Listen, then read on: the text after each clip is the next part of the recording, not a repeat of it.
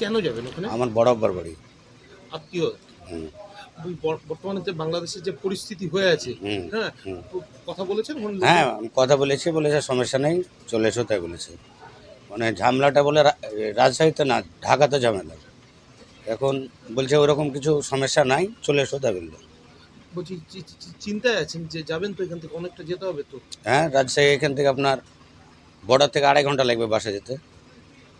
চিন্তা নিয়েই যাচ্ছেন? চিন্তা বলতে গেলে ওখান থেকে বললো কোনো সমস্যা নাই, তাই বললো। যেহেতু বই এন্ট্রি করা হয়ে গেছে, যেতেই হবে, যাবো। আপনার নাম? বাবর আলী। কোথায় গেছিলেন? আমরা বেঙ্গালোর গেছিলাম। কে কে গেছিলেন? আমার মেয়ে, জামাই আর আমি।